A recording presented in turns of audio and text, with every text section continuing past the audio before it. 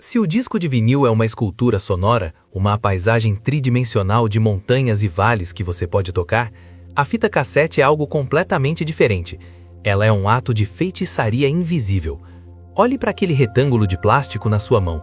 Parece barato, descartável, talvez até frágil, mas o que você está segurando é uma das invenções mais democratizantes da história da humanidade. Dentro dessa carcaça, enrolada em 2 carretéis, existe uma fita que não depende de agulhas, não depende de sulcos e não depende da gravidade. Ela depende de uma força fundamental do universo, o eletromagnetismo. Enquanto o vinil é geologia, a fita cassete é pura química e memória magnética. Prepare-se, porque hoje vamos encolher até o tamanho de um átomo para entender como transformamos pó de ferrugem e plástico em música, rebobinável e gravável, no conforto do seu quarto.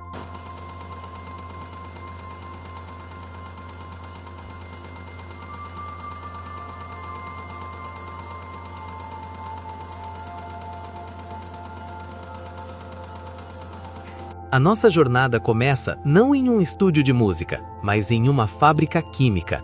A alma da fita cassete é, ironicamente, algo que passamos a vida tentando evitar: a ferrugem.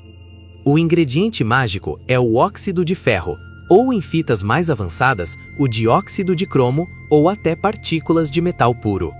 Mas não é qualquer ferrugem raspada de um portão velho. Estamos falando de cristais microscópicos, em formato de agulha, cultivados em laboratório para ter propriedades magnéticas perfeitas.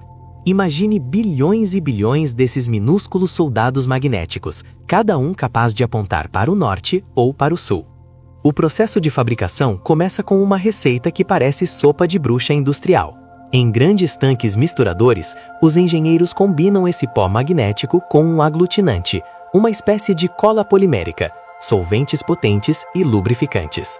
Sim, a fita precisa ser lubrificada, porque ela vai esfregar contra a cabeça do seu toca-fitas a 4,76 centímetros por segundo, e se houver muito atrito, a fita guincha e o som morre. Essa mistura preta e viscosa é batida e agitada até que cada partícula magnética esteja perfeitamente suspensa, sem grumos. É uma lama magnética. Enquanto isso, em outra parte da fábrica, rolos gigantes de filme de poliéster, ou mylar, estão sendo preparados. Esse plástico é o esqueleto da fita. Ele precisa ser incrivelmente fino. Estamos falando de micrômetros de espessura, mas resistente o suficiente para ser puxado, esticado e parado bruscamente sem arrebentar.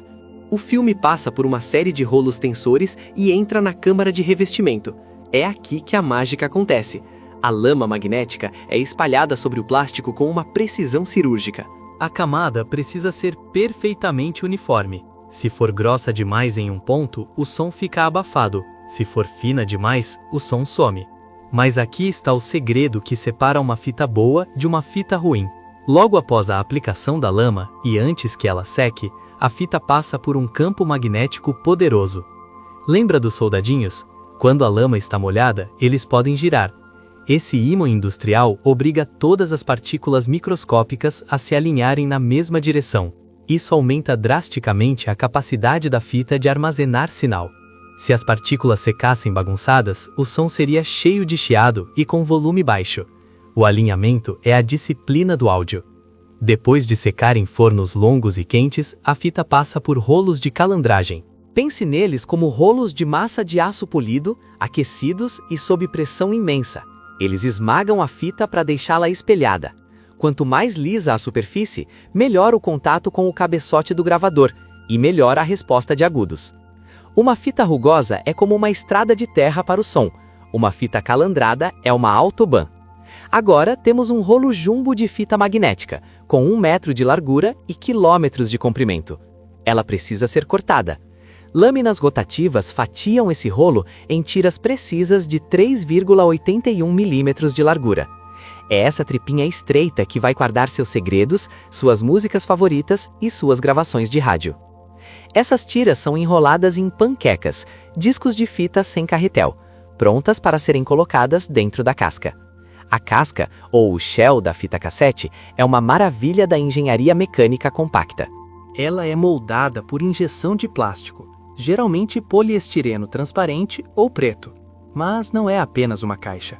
Dentro dela existem folhas de deslizamento, que são papéis ou plásticos especiais tratados com grafite ou silicone para reduzir o atrito enquanto os carretéis giram.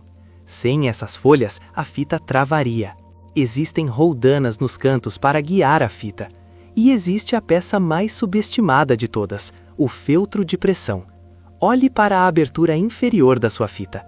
Há uma pequena almofada de feltro montada numa mola de metal. A função desse pedacinho de tecido é vital. Ele empurra a fita contra o cabeçote do toca-fitas.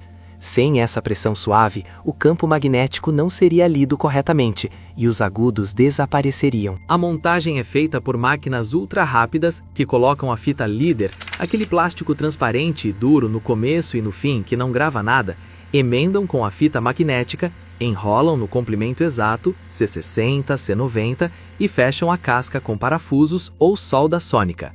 Mas como a música vai parar ali? Diferente do vinil, onde esculpimos o som, na fita cassete nós magnetizamos o som.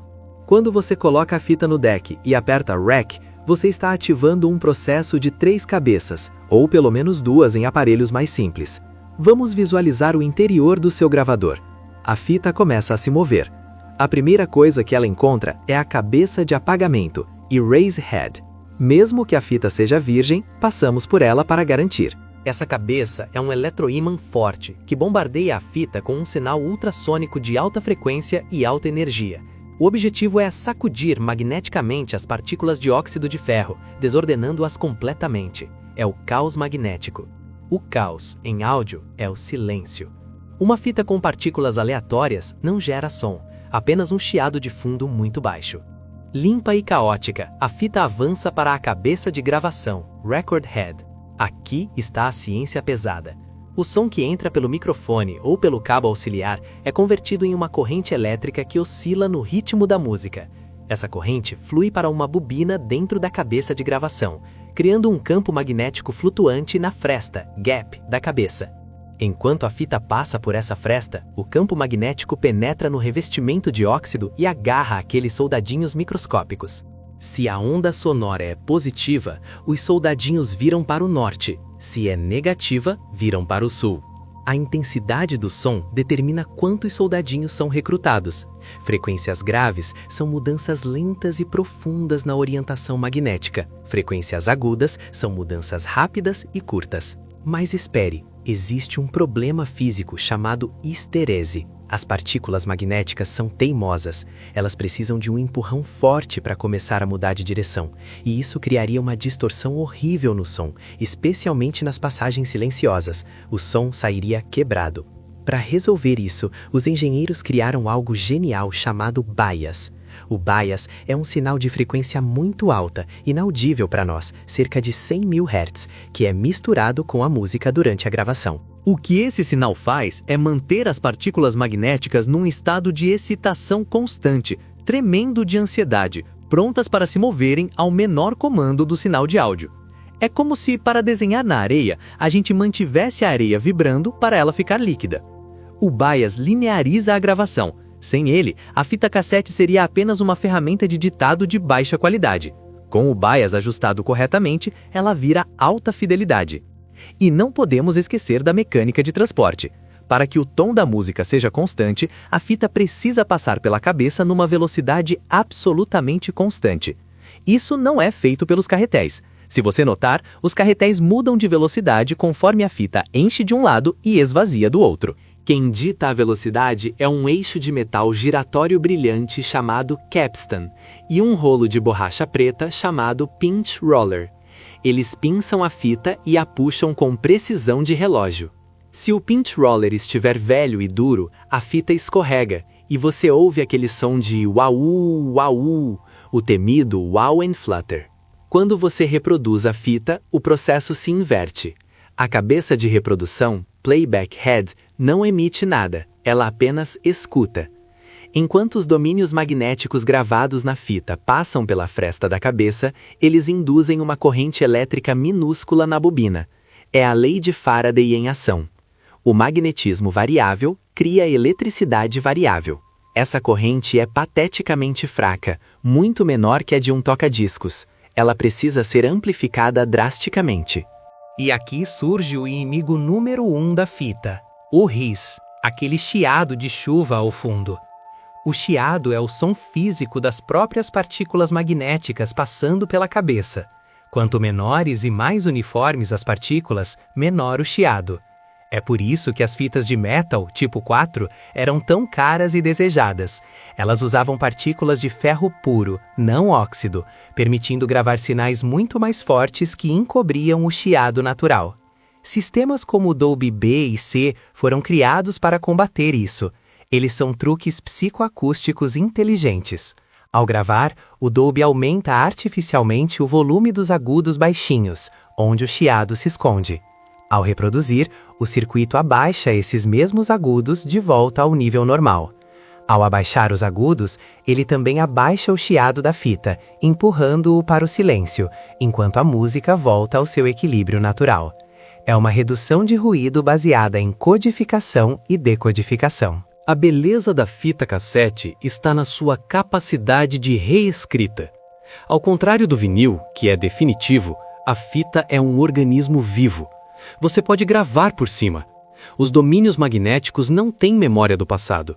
Uma vez reorientados pela cabeça de apagamento e gravação, a música antiga desaparece. Ou quase. Às vezes sobra um fantasma sonoro se o apagamento não for perfeito. Isso permitiu o fenômeno da mixtape. Pela primeira vez na história, o ouvinte tornou-se editor. Você podia pegar músicas do rádio, do vinil, da fita do seu amigo e criar uma sequência que expressasse seus sentimentos. O botão de pause do gravador era a ferramenta de edição mais poderosa dos anos 80. A habilidade de apertar REC e pause exatamente no final da fala do locutor da rádio para pegar a música limpa era uma forma de arte. E a durabilidade tática. A fita embola, o mecanismo trava. E todos nós conhecemos a ferramenta de reparo universal, a caneta esferográfica sextavada. Ela se encaixava perfeitamente no carretel. Rebobinar a fita manualmente não era apenas para economizar pilhas do Walkman, era um momento de intimidade mecânica com a música. Você via a fita se desenrolar e se reorganizar. Se a fita arrebentasse, um pedacinho de fita adesiva, o famoso durex, resolvia, com um pequeno bip sonoro passando pela cabeça como cicatriz de guerra. O som da fita tem uma cor. Devido à saturação da fita, o momento em que todos os soldadinhos magnéticos já estão alinhados e não cabem mais, a fita comprime o som de forma agradável. Ela arredonda os picos agudos e dá um gordo nos graves. É um som quente, granulado, imperfeito. Enquanto o vinil tem estalos e o digital tem frieza cristalina, a fita tem uma neblina magnética aconchegante. Hoje, vivemos na era do acesso instantâneo. Mas a fita cassete nos ensinou o valor da linearidade. Você não podia pular faixas instantaneamente. Você tinha que ouvir, ou esperar o tempo de rebobinar. Isso criava uma relação de paciência com o álbum. O lado A e o lado B estruturavam a narrativa da obra.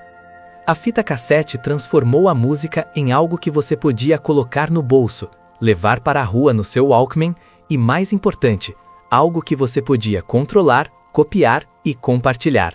Ela foi a primeira rede social física de compartilhamento de arquivos. E tudo isso graças a um pungado de ferrugem alinhada dançando sobre um campo magnético invisível, preservada entre duas camadas de plástico barato.